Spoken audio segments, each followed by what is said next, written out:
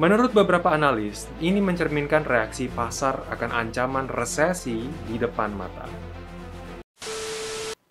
Bayangan resesi menghantui perekonomian dunia. Apakah ini ada hubungannya dengan turunnya harga minyak? Bagaimana pengaruhnya atas komoditas plastik PET? Kita akan bahas dalam breaking news kali ini, tapi sebelumnya jangan lupa untuk subscribe channel ini agar Anda selalu update berita terhangat seputar bisnis, terutama industri plastik.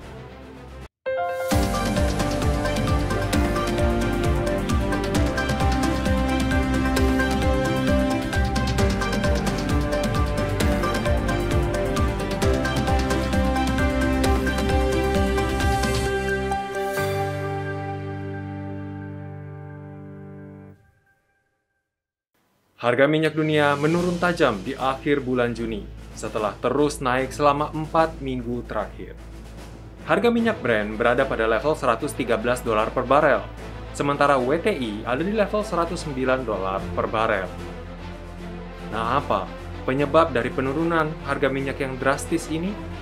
Menurut beberapa analis, ini mencerminkan reaksi pasar akan ancaman resesi di depan mata. Ketika Bank Sentral Dunia memutuskan untuk terus menerapkan kebijakan moneter yang ketat, seraya terus menaikkan suku bunga, dikhawatirkan pertumbuhan ekonomi global akan semakin tertekan dan dapat mengarah ke resesi. Banyak investor menghindari investasi yang beresiko, menyebabkan minyak mentah harganya anjlok hingga 6% di akhir Juni 2022 ini. Penguatan dolar juga menjadi faktor utama tambahan. Pasalnya, minyak mentah saat ini diperjualbelikan dengan menggunakan dolar Amerika Serikat.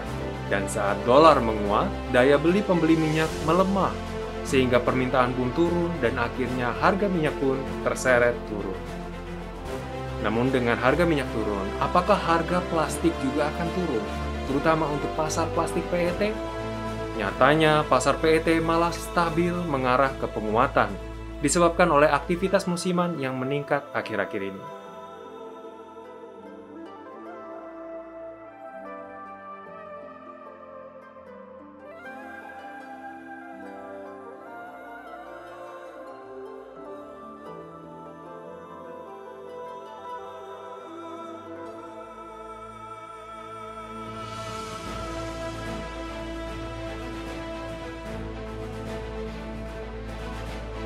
Hal ini bisa dilihat dari naiknya permintaan di pasar Eropa dan juga Asia Tenggara.